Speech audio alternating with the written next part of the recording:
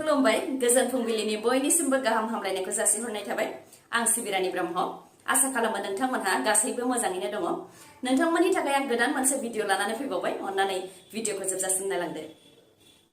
रन्जन दैमारिनि बेल हेरिंआ मैया आबुं जायासै रन्जन दैमारिजों लोगोसे बारग' एनडिपिनि गासै 7 लिडार आरो केडारफोरनि सुप्रिम कर्टआव बेल हियारिं दंमोन नाथाय आबुं हियारिं जायासै जौसिन बिजिरसालियाव इउनाइटेड फराम अफ एक्स एनडिपिनिफ्राय बेखौनो फोरमायथिदों दि जौसिन बिजिरसालियाव हियारिंआ जादोंमोन नाथाय सोरखारनि उकिला 2 सप्ता समय बिबावदों बेयाव गोनो गोथो जानांगौनि जेबो खोथा गैया होननानै फोरमायथिदों इउनाइटेड फराम अफ एक्स एनडिपिनिफ्राय मानोना 2 सप्ता उनाव फिन बेल हियारिंआ जाफिनगोन आरो 2 सप्ता उनाव माबा मोनसे मोजां फिथाइ मोननो हागोनखौ आसा खालामो होननानै फोरमायथिदों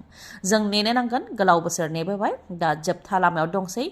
जोंनि उकिलाबो थाग थियारिखा होननानै फोरमायथिबावो इउनाइटेड फराम अफ एक्स एनडिपिनिफ्राय फोरमायथिनो गोनांदि 29 नभेम्बराव रन्जन दैमारिजों लोगोसे सिबिआइ केसआव गोग्लैनाय गासै 7 एनडिपिनि लिडार आरो केडारफोरनि सुप्रिम कर्टआव बेल हियारिं दंमोन बिथांमोना जाहाथे उदां अख्राङाव फैनो हायो बेनि थाखाय रोजा रोजा सुबुंफोरा दाब दाब जायगानिफ्राय आलारि बाथि फोजोंनानै आरो ममबाथि फोजोंनानै आरज गाबनाय हाबाफारि बानजायदोंमोन आरो बिथांमोनहा उदां जागोनखौ गोबां आसा खालामनानै दंमोन रायजो राजाफ्रा नाथाय नोंथांमोनहा दसे सम नेबावनो नांगोन होननानै फोरमायथिदों आरो रायजो राजाफ्रा जाहाथे लोरबां जाया बेनि थाखायबो बुंथिदों इउनाइटेड फराम अफ एक्स एनडिपिनिफ्राय आद्रा जानानै थालांबाय सासे हिन्जाव गोदाननि सिमाङा जुलि जानायनि सानबा उनावनो गिजार बेफ्रुनानै थैनो गोनां जादों थांनाय 22 नभेम्बरावसो दीपक यादव मुंनि सुबुंजों जुलि जादोंमोन आइजोआ नाथाय बिथाङा अबथिरायै जिउ खोमानो गोनां जाबाय जुलि जाखांनायनि उनाव गोदान नखराव गोदान सुबुंफोरजों गोरोबनो नाजागासिनो दंमोन बे समावनो बेबायदि दुखुनांथाव जाथाया जानो मोन्दों फोरमायथिनाय बायदिब्ला मोनाबिलि समाव दुगैनो होनानै बाथरुमाव हाबदोंमोन हिन्जाव गोदाना नाथाय बाथरुमनिफ्राय गोलाव सम जाबाबो ओंखारबोफिनाखै बेखौ लानानै नखरनि सोद्रोमाफ्रा गोबां खेब राव हरदोंमोन नाथाय जेबो राव हरफिनियाव राहा गैयै जानानै बाथरुमनि दरजाखौ बोखावनानै बाथरुम सिङाव हाबदोंमोन बेयावनो हिन्जाव गोदानखौ थद गैयै हालोदाव गोग्लैनानै थानायखौ नुनो मोन्दों आरो गिजारखौ बेफ्रुनाय नुनो मोन्दों लोगो लोगोनो हिन्जाव गोदानखौ देहा फाहामसालिसिमबो लानानै थांनाय जादोंमोन नाथाय रैखा खालामनो हानाय जायाखै जुलि जानायनि सानबा उनावनो जानो मोन्दों बे जाथाया उत्तर प्रदेशनि बारेलीनि मिरगन्ज ओनसोलाव जादों बे दुखुनांथाव आरो मोनसे गिथाव जाथाया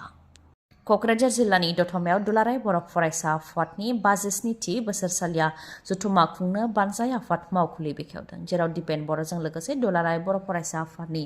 गोबां सोद्रोमाफ्रा बाहागो लादों आरो एमएलए लरेन्स इस्लारि आरो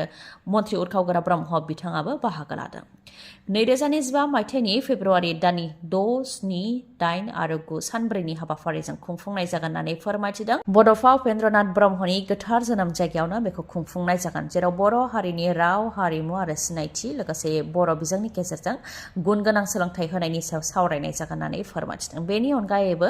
राजखान्थि भाबै जि मोनथाय आरो संबिधानिक भाबै जि मोनथाय बेनि सायावबो सावरायनाय जागोन बिचार गोरोबथानि इमप्लिमेन्टनि सायाव सावरायनाय जागोन जायनाखि 4 बोसोर आबुं जाबाय मा खामानि मावजाखो बेफोरखौ लानानै सावरायनाय जागोन होननानै फोरमायथिदों आरो बे हाबाफारियाव मिरुनि नखर मन्त्रि अमित शाहखौ लेंहरनो थाखायबो नाजादों होननानै फोरमायथिदों जायनाखि बे हाबाफारियाव सोलोंथाइनि सायावबो सावरायनाय जागोन बेनिखायनो 50,000नि बांसिन फरायसुला फरायसुलिफोरखौबो लेंहरनाय जागोन होननानै फोरमायथिदों दुलाराय बर' फरायसा आफादनिफ्राय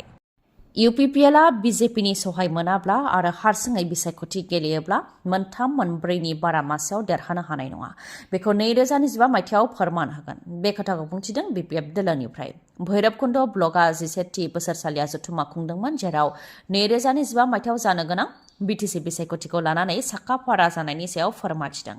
2025 मायथाइयाव 28नि बांसिन मासियाव देरहानानै सोरखार दागोन होननानै दाबि खालामदों BPFनिफ्राय UPPLआ बिजेपिनि मदद मोनाब्ला 3-4नि बांसिन मासियाव देरहानाय नङा बेखौ 2025 मायथाइनि एप्रिल दानाव फोरमान होगोन होननानैबो बुंथियो सिडली बियाबनि उफ्रा बिसायख'थियाव UPPLआ 3-4 लोगो नांनानैसो देरहादों बेखौ जुदि बोखावोब्ला UPPLनिया 35,000 बा 40,000सोल' भट जागोन आरो आद्राया बिजेपि एजिपि आरो अबर'नि भट जागोन नाथाय बिपिएफआ हारसिङैनो 59,000 भट मोनदों एसेल' केम्पेइन खालामनायाव बेबायदि भटखौ मोननो हादों फारसेथिं उफ्रा बिसायख'थिया सोरखारनि फेभाराव थाखायो होननानैबो बुंथिबावो बेनि अनगायैबो 2025 मायथाइनि बिसायख'थियाव बिपिएफ दोला माखासे गोख्रों थांखिफोर लागोन होननानैबो बुंथियो बिपिएफ दोलोनिफ्राय UPPL सोरखारनि सायाव गाग्लोबनानै बुंथिबावदि 2020 मायथाइनि फेब्रुवारि दानाव सा 532 खौ कन्ट्रेक्चुएलाव थिसनदोंमोन नाथाय दिनैसिमबो दान बान्था होआखै 1 बोसोराव 1 लाख आरो 5 बोसोराव 5 लाख लाइमोनफोरनो साख्रि होनो रादाय होदोंमोन नाथाय बेखौबो मावफुंनो हायाखै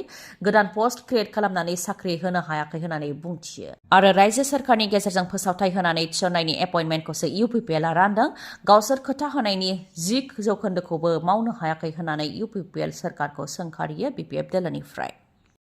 बिलासिपारायाव 3 दाखायत हमनो हादों 3 दाखायतखौ हमनो हानायजों लोगोसे उन्दैफोर गेलेनायाव लाग्रा सिलाइ आरो पिस्तल बा नखल सिलाइ बा पिस्तलखौ हमनो हादों लोगोसे सेना बा जवानफोरनि गाननाय जोमनाय खसाबखौबो हमनो हादों दुथांफोरा बे नंखाय सिलाइ आरो पिस्तलखौ लानानैनो गोलाव समनिफ्रायनो बिलासिपारा ओनसोलाव लुथिनायनि खामानिखौ मावबोबाय थादोंमोन दा पुलिसनि आखायाव हमजानो गोनां जाबाय दुथां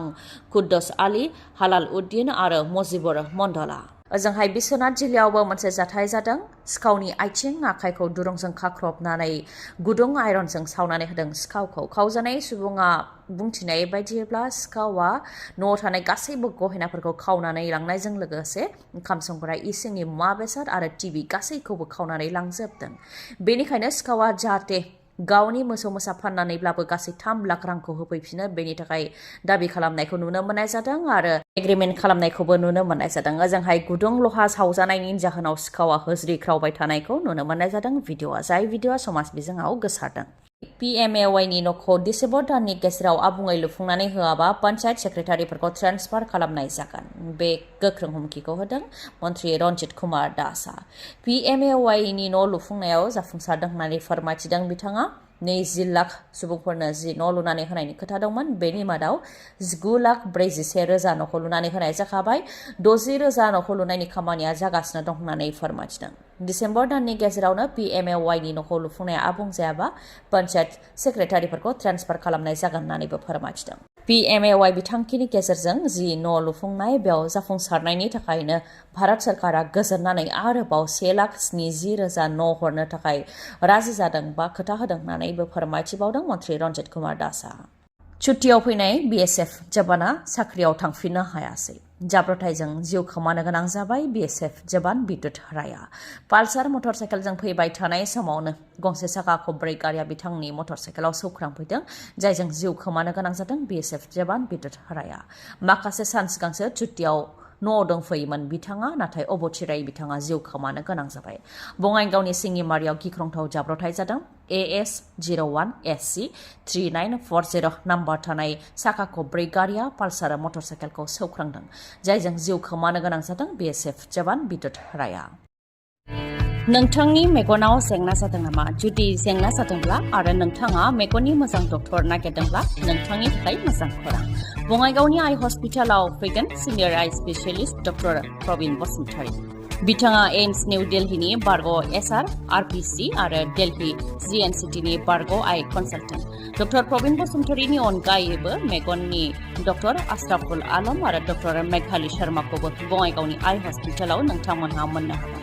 लोगोसेनो कम्पिउटार पेकनि गेजेरजों केटारेक्ट सार्जारि खालामनो हागोन जेराव जेबो सानाय गैयालासे सुथेनाय गैयालासे आरो गोख्रैनो गाहामाव फैफिननायखौ नोंथांमोनहा मोननो हागोन आबुं थङा जाहैबाय बङाइगाव लवार आसाम हस्पिटालनि उल्था दिगाव बास स्टेन्डनि साखाथियाव फुंनि 10 रिंगानिफ्राय मोनाबिलि 7 रिंगासिम मेगननि डक्टरखौ मोननो हागोन बे बङाइगावनि आइ हस्पिटालाव माबाफोर सुलुं लानो गोसो दंबावोबा नोंथांमोनहा 6900949900 बे नाम्बाराव खौरां लाहरनो हागोन गोजोन्थों